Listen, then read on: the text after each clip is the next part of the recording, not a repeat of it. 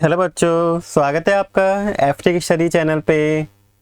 आज मैं आपको क्लास 6 का चैप्टर नंबर 8 सत्रिया और बिहू नृत्य इस चैप्टर को कराने जा रहा हूँ। तो आइए बच्चों, इस चैप्टर को शुरू करते हैं। भारत एक ऐसा विशाल देश है, इसकी रंग बिरंगी सुंदर प्राचीन और जीवन से भरी संस्कृति पूरी दुनिया में क्या है, भारत की बिल्कुल अनोखी है। भारत के प्रत्येक स्थान का नृत्य, संगीत, कला, खान पान, भाषा, पहनावा, रहन सहन के तरीके, सब कुछ इतना आकर्षक है, इतना मोहक है कि पूरी दुनिया से लोग भारत की ओर खींचे चले आते हैं। इस पाठ में भी एक परिवार एक दूसरे देश से भारत में आया है। आइए पढ़ते हैं कि वो कौन सा परिवार में और भारत में कहाँ आए हैं और क्यों आए हैं। तो एंजेला लंदन के जाने माने इलाके केंजिंगटन में रहती थी, एंजेला नाम की लड़की, और उसका स्कूल घर से बहुत दूर नहीं था। उसका कोई सगा भाई बहन भी नहीं था। उसे जेम्स और कीरा नाम के दोस्तों के साथ समय बिताना पसंद था। वे सब आपस में मिलकर कई काल्पनिक खेल खेला करते थे। उन्हें ऐसी कहानियों का पात्र बनने में मजा आता था जिनमें दूर दराज की दुनिया का जिक्र हो। एंजेला को हर उस कहानी से प्यार था जिसमें ताजमहल, एफिल टावर, कोलोसियम की यात्रा पर जाना हो।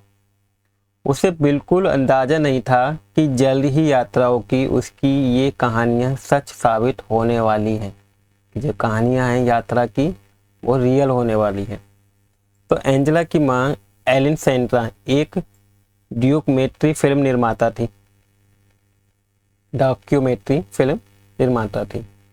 उन्हें लंदन की ब्रिटिश एकेडमी से असम की नृत्य परंपरा पर एक डॉक्यूमेंट्री बनाने के लिए वित्तीय मदद दी गई थी।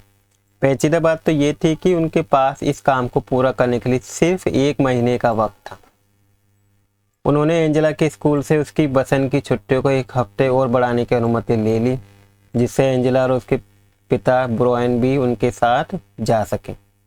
एंजेला बहुत जल्दबाजी में बनाई गई इस यात्रा की योजना से बिल्कुल हैरान थी, पर उसकी मां समय से ये काम पूरा कर सके, इसलिए वे सभी जल्दी ही तैयार हो गए। जब तक एंजेला कुछ समझा पाती, तब तक वे लंदन से नई दिल्ली होते हुए गुवाहाटी की उड़ान पर थी। यात्रा के दौरान एंजेला को असम की खूबसूरती के बारे में कुछ बातें बताईं। असम भारत के उत्तर पूर्वी क्षेत्र में है, जिसे अपने वन्य जीवन, रेशम और चाय की बागानों के लिए सबसे ज़्यादा जाना जाता है असम को। इसके साथ असम में नृत्य की भी एक समृद्ध परंपरा है। एलेसेंड्रा की डॉक्यूमेंट्री के केंद्र में असम के जनजीवन में नृत्य के महत्व को तलाशना था। वे जब यहाँ आ रहे थे तब अप्रैल का महीना चल रहा था उस टाइम पे, और असम में ये नए साल का वक्त होता है। वसंत के आने की खुशी में सभी एक त्योहार मनाते हैं जिसको बोलते हैं बिहू का त्योहार। एंजेला उसी रात इसे देखने जाने वाली थी। गुवाहाटी के एक होटल में सामान्य होने के बाद वे उसी शाम पास के एक गांव मलंग में गई। गांव पहुंचने पर मां ने एंजेला को बताया कि बिहू एक कृषि आधारित त्योहार है और भारत में जनसंख्या का एक बड़ा हिस्सा किसानों का है, और असम में बिहू साल में क्या होता है, 3 बार मनाया जाता है। सबसे पहले जब किसान बीज बोते हैं, फिर जब वो धन को रोपते हैं, धान को, और फिर तब जब खेतों में अनाज तैयार हो जाता है। एंजेला कार से उतरी और वहां आसपास उत्सव जैसा माहौल देखकर वे हतप्रभ थी, और वहां एक बड़े से बरगद के पेड़ के नीचे मंच पे बनाया गया था। वे जगह लोगों से भरी हुई थी। एंजेला ने एक पेड़ के नीचे एक साथ इतने लोगों को पहले कभी नहीं देखा था। वह खुले आसमान के नीचे लोगों के बीच बैठकर उसे ऐसा लग रहा था जैसे वे आश्चर्य रूप से किसी टाइम मशीन में आकर बैठ गई हो, या क्या वह उस वक्त किसी सपनों की दुनिया में आ गई है। वे मंत्रमुग्ध होकर वहां लड़के लड़कियों को वसंत ऋतु के आगमन पर नृत्य करते देख रही थी, डांस करते हुए देख रही थी।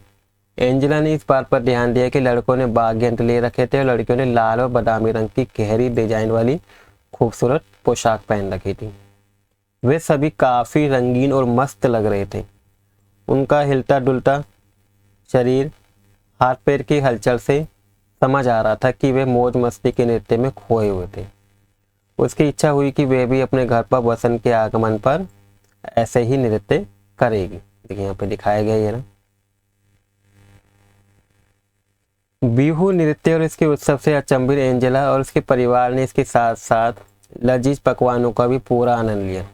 जब वे वापस लौटे तब माँ ने एंजेला से पूछा कि उसे बिहू कैसा लगा। एंजेला के मन में कई तरह के विचार चल रहे थे इस टाइम पे। उसे अच्छा लगा कि इस उत्सव और नृत्य दोनों को ही बिहू कहा जाता है। उसने माँ से पूछा, क्या संगीत और नृत्य सिर्फ त्योहारों पर ही होते हैं? माँ ने बताया, पूरी दुनिया की संस्कृति में लोग नृत्य और संगीत से अपनी भावनाओं को क्या करते हैं, व्यक्त करते हैं। खास तौर से भारत में तो बहुत ऐसा होता है। असम का बिहू नृत्य ग्रामीण जनजीवन के साथ साथ फसल उगाने से लेकर वसंत के आगमन तक जुड़ा हुआ है। एंजेला की मां अगले कुछ दिन डॉक्यूमेंट्री के तथ्य जुटाने और साक्षात्कार लेने में व्यस्त रही। एंजेला ने काफ़ी सारी बातों पर दूर से ही गौर किया। फिर उसने महसूस किया कि लंदन के जीवन से यहाँ सब कुछ कितना अलग है। उसे अपनी माँ पर गर्व हुआ और वे एक वैज्ञानिक कहानीकार की तरह है जो अपने फिल्म के द्वारा बहुत सी चीज़ें एक साथ दिखाते हैं। अगले दिन वे उत्तरी असम की तरफ रवाना हुए, जहाँ सभी सत्रों अर्थात मठों की पीठ है और वे सभी एक सत्र के पास रहने के लिए जाने वाले थे और सत्रीय नृत्य का एक फिल्मकार करने वाले थे।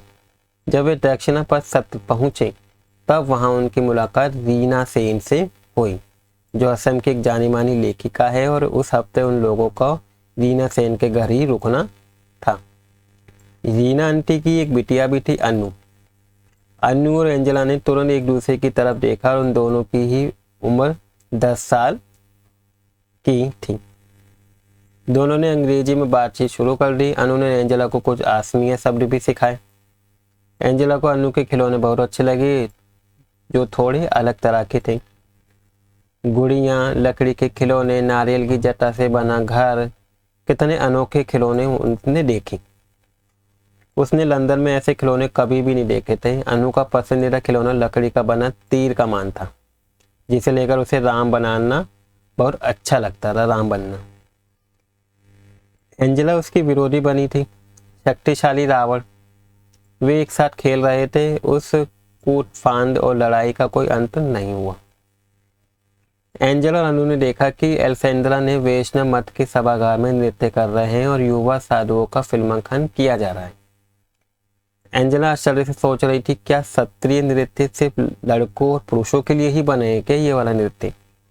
एंजेला और अनु सोच रहे थे कि काश वे भी इन युवा साधुओं की तरह गा सकते, नृत्य कर सकते और युद्ध लड़ सकते। माँ ने फिर एंजेला को बताया कि 20वीं शताब्दी के मध्य कुछ साधु मठों से बाहर आकर पुरुषों और महिलाओं की सत्रीय नृत्य सिखाने लगी। शुरू में ऐसे साधुओं को मठों से निकाल दिया गया था, लेकिन आधुनिक दौर में महिला सत्रीय कलाकारों के लिए मंच पर नृत्य करना आम बात हो गई और उस रात माँ महिला सत्रीय नृत्य गानों का फिल्मांकन करने वाली थी। एंजेला बहुत ज़्यादा उत्साहित थी। उसने रीना आंटी से आग्रह किया कि वे अनु को भी सत्रीय नृत्य में महिला नृत्य को देखने के लिए साथ आने दें। आंटी ने मंजूरी दे दी और रीना भी उसके साथ चली गई, अनु भी। उस रात अनु और एंजेला सत्रीय नृत्य देखने गए, जिसमें भगवान विष्णु के 2 द्वारपालों जय विजय की कहानी थी। पर्दा उठा, एंजेला ने देखा कि सफ़ेद पगड़ी नुमा टोपी में 2 महिला नृत्य नाटक की शैली में कमाल का अभिनय कर रही थी। जैसे जैसे कहानी आगे बढ़ी, उन दोनों ने देखा कि किस तरह जय और विजय ने कई बड़े ऋषियों का भगवान विष्णु से मिलने नहीं दिया, क्योंकि उस वक्त भगवान विष्णु सो रहे थे। वे ऋषि नाराज हो गए।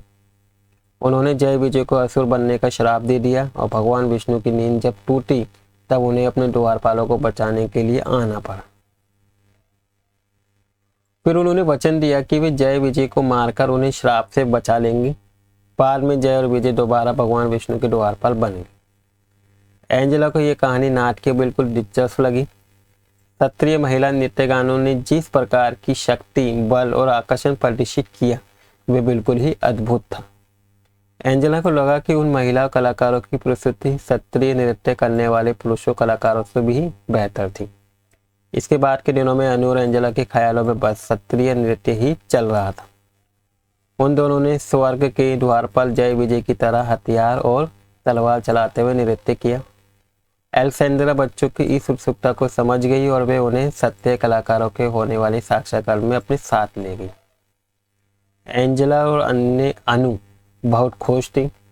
उन नृत्य गानों के नाम प्रिया और रीता थे और वे लड़कियों को सत्रिय और बिहू की कुछ खूबसूरती मुद्राएं बारीकियों से सिखाने लगी थी। एंजेला बहुत ज़्यादा प्रसन्न हुई। वापस लौटने के बाद वे चलने, खाना खाने और यहाँ तक कि खेलने के दौरान भी नृत्य करती रही। वापस लंदन जाने के बाद वे उन सभी रिकॉर्डिंग्स को देखती रही जो उसकी माँ ने रिकॉर्ड किया था। सभी रिकॉर्डिंग्स को वो देखती रही। पूरे उत्साह के साथ वे असम की समृद्ध नृत्य परंपरा को याद करती रही। रंग बिरंगा सत्रिय आनंदित करने वाला बिहू।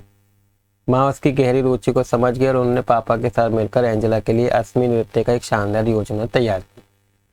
एंजेला ने लंदन में अपनी कक्षा में स्वयं किए गए नृत्य की वीडियो रिकॉर्डिंग के साथ उसका प्रदर्शन भी किया और उसके सहपाठी शिक्षकों को यह बहुत पसंद भी आया। एंजेला इस बात से बहुत रोमांचित थी कि वे असम के खूबसूरत नृत्य की झलक उन सभी को दिखा पाई। उसे बहुत अच्छा भी लग रहा था। माँ को भी हर बार ऐसे ही अच्छा लगता होगा जब वे कोई फिल्म बनाती होंगी। और अब एंजेला के पास अपने लिए असम के नृत्य, बिहू और सत्रिय के साथ अपना खुद का मनोरंजन भी था। तो बच्चों ये थी कहानी जो जय मेहता जी ने लिखी थी। देखिए काफ़ी अच्छी कहानी है बच्चों ये। अब इनमें इन लेखिका के बारे में देखते हैं कि जय मेहता एक क्या थी, एक नृत्य गाना लेखिका थी, शिक्षिका भी हैं और आप जैसे बच्चों की मित्र भी थी। इसलिए तो वे इतनी सरलता से आपके लिए एक नृत्य की सुंदरता और बारीकियों को शब्दों में पिरो के लेती हैं। इनका जन्म 1977 में हुआ था और ये पाठ उनकी भारतीय नृत्यों से जुड़ी हुई एक पुस्तक नृत्य कथा से लिया गया है, जिसका हिंदी अनुवाद शिवेन कुमार सिंह ने और चित्रकार सुब्रू नाटालिया ने किया। जय मेहता स्वयं भी उड़ीसा नृत्य से पारंगत और कई वर्षों से देश विदेश में नृत्य प्रस्तुति दे रही थी। तो बच्चों ये था आपका चैप्टर। आई होप आपको पूरा चैप्टर अच्छा लगा होगा और अच्छे से समझ में आ गई होगी ये कहानी और वीडियो भी अच्छी लगी होगी। बच्चों अगर आपको वीडियो अच्छी लगी हो तो प्लीज़ वीडियो को लाइक कर दीजिएगा और अगर आप इस चैनल पर नए हो तो चैनल को सब्सक्राइब भी कर दीजिएगा। Thank you for watching video.